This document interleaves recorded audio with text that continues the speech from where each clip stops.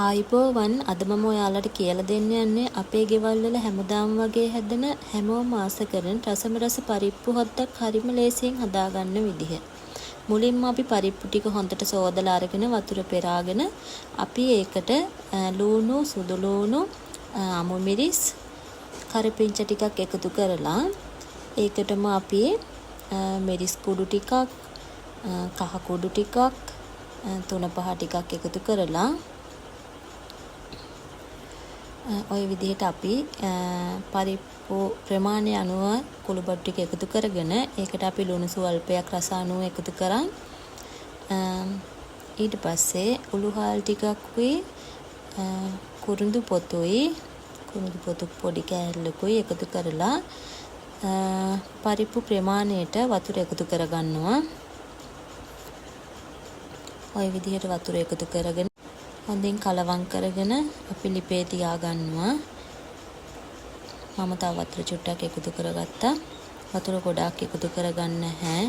එහෙම වුණොත් පරිප්පු එක බෙලි වෙන්න බලනවා. ඒ නිසා වතුර ටිකක් එකතු කරගෙන උයා ගන්න ඕනේ. ඊට පස්සේ අපේ ඔය පරිප්පු එක තැම්බිලා තියෙන්නේ ඇට වගේ වෙලා ඇට වගේ තියෙන තමයි තැම්බිලා තියෙන්නේ. වතුර ඔක්කොම හිඳිලා ඊට පස්සේ අපි මේ පරිප්පු ටික වෙනම භාජනයකට එකතු කරගන්නවා.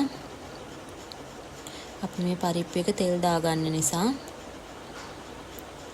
පරිප්පු ඔක්කොම ටික වෙනම භාජනයකට දාගෙන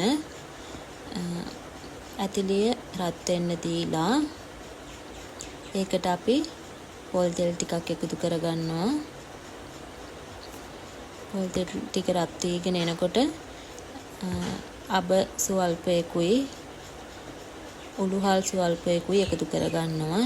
ඊට පස්සේ ඒ ටිකත් පුපුරාගෙන එනකොට ඒකට මම එකතු කරගන්නවා ලූණු සුදු ලූණු අමු මිරිස්. ඒ වෙලාවේ මට කරපිංචා රම්පේ තිබුණ නැහැ. ඒක නිසා මම ওই ටික එකතු කරගන්නවා. ඊට පස්සේ ওই ටික හොඳින් කලවම් කරගන්නවා. රන්වන් පැහැවෙනකන් හොඳට බැද ගන්න ඕනේ. එතකොට තමයි අපේ පරිප්පු එකට හොඳ රසක් වගේම හොඳ සුවඳක් එන්නේ. අපි ඔය වගේ හොඳට ඔය ටික බැදගෙන ඉවර වෙලා පරිප්පු ටික එකට දාගන්නවා. ඔය වෙලාවේදී අපිට හොඳ සුවඳක් එනවා. පරිප්පු එක විතරක් බත් කන්න පුළුවන් වගේ සුවඳක් එනවා. ඊට පස්සේ හොඳට අපි ඔය කලවම් කරගෙන හොඳට කලවම් කරගන්නවා. ඊට පස්සේ අපි උකු පොල් කිරි කෝප් කාලක් වගේ දාගන්නවා. මම ටිකක් වැඩිපුර එකතු කරගත්තා. ඔයාලට පුළුවන් පරිප්පු වල රස එන්න කිරි රසක් වගේ පොඩිවට එන්න පොල් කිරි චුට්ටක් එකතු කරගන්න. මම ටිකක් වැඩිපුර එකතු කරගත්තා. ඔය වගේ හොඳට පොල් කිරි දාලා කලවම් කරලා හොඳට පැහෙන්න දෙන්න ඕනේ. ඔන්න අපේ පරිප්පු හොද්ද දැන් හැදිලා ඉවරයි. ඕක අපිට බත් කන්න වගේම පාන් කන්නත් පුළුවන්. පරිප්පුයි වතුයි කොප්පර මාළුයි මම අද හදලා තියෙනවා. ඔයාලා මගේ වීඩියෝ එකට කැමති නම් ලයික් එකක් දාලා සබ්ස්ක්‍රයිබ් කරන්න. ස්තුතියි.